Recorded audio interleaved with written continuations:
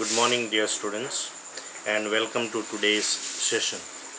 Today we are going to continue with our discussion of Act 3, Scene 2, and we will start from immediately after Bassanio's choice of casket, that is line number 110, where Portia speaks privately to herself. So here in this particular part, Portia says how all the other passions flee to air, as doubtful thoughts and rash embraced despair and shuddering fear and green-eyed jealousy. O love, be moderate, allay thy ecstasy, in measure reign the joy. Scant this excess, I feel too much thy blessing, make it less for fear I surfeit. So, in order to understand this particular part of Portia, we need to understand about the feelings, emotions of Portia when Bassanio was about to make the choice of the casket. So, we know that when Bassanio expressed his desire to let him choose the casket, at that particular moment, Portia was filled with anxiety. She was tensed, worried, and also nervous because she feared that Bassanio may lose in the lottery of caskets. And in fact, Portia wanted to detain Bassanio for a month or two so that she could teach Bassanio how to choose the right. And in a very romantic way, without making any open declaration, Portia expressed her love towards Bassanio. But immediately when Bassanio made the choice of casket and he went for the lead casket, Portia knew that Bassanio had made the right choice. At that particular moment, her joys knew no bounds. She was overwhelmed with joy. She expressed her happiness, and she says that all her other passions, all her other emotions, they disappeared in the air. All her doubts about Bassanio's success in the lottery of casket, her feelings of hopelessness which she had rashly begun to harbor, the fear which made her tremble, and jealousy which gave her a jaundiced look. All such type of feelings, they have now disappeared because Bassanio has made the right choice of casket. So here her doubtful thoughts, her rashly conceived disappointment, her fear which made her tremble, and the jealousy, all such feelings disappeared. In fact, now Portia was feeling overwhelmed by an excess of joy.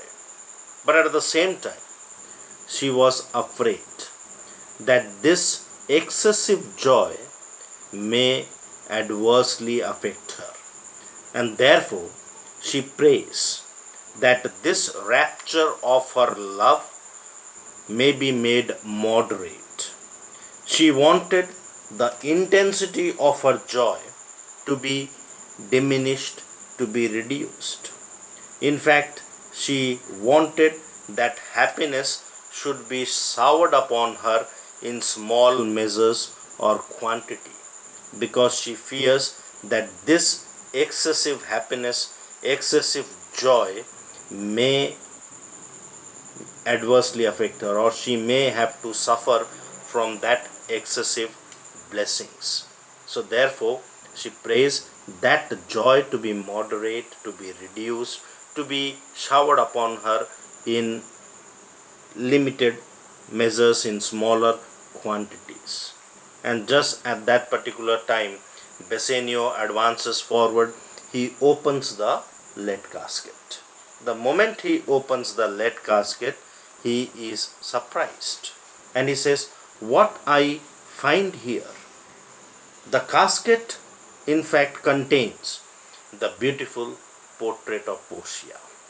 The picture or the portrait is so much like Portia. It seems that some supernatural power has created another lady who is very closely resembling Portia. In fact, Bassanio goes to the extent to praise the painter by addressing the painter as a half divine person. He says, "What demigod hath come so near creation?" Bassanio feels that the artist who has painted the portrait of Portia must have been almost a divine person, because he has made a picture which is so near to being alive. And then he goes on to describe the portrait part by part. He first begins his description with the eyes. And he says that the eyes of the lady in the picture seem to be moving. The eye of the lady in the picture seem to be moving. And then he corrects himself and says that it may be perhaps that the eyes only seem to be moving because they are reflected in his own eyeballs. So Bassanio was gazing at the picture and his eyeballs were moving, and it is because of the movement of his eyeballs that it appeared that the eyes of the lady in the picture were moving. Then he goes on to describe the lips. He says, "Here are the parted lips of the lady in the picture." Parted lips means the separated lips. These lips have been parted by the sweet breath of Portia. So the sweet breath of Portia is a barrier between the lower and the upper lip of Portia. It separates the lower lip from the upper lip. And it is only fitting that her sweet breath should part such sweet friends. So the barrier itself is a sweet barrier that parts those two sweet friends, that is the two lips of Portia. Then here are her locks of hair painted by the artist. He then goes on to describe the hair of Portia. He says, "Here are the locks of hair painted by the artist who had made the portrait." With this regard, Bassanio says that the artist, while painting the locks of Portia, have showed the skill of a spider. He depicted in the picture a closely woven net of golden hair to catch the hearts of men even more quickly than a cobweb woven by a spider can catch gnats. So just like a spider spins the cobweb to catch gnats, the prey of the spider. Okay. And he says, just like the spider spins the cobweb to catch the gnats, same way the painter has painted the golden locks of Portia to entrap the hearts of men. And then he moves to the eyes again. He says, "But her eyes, how could she to do them?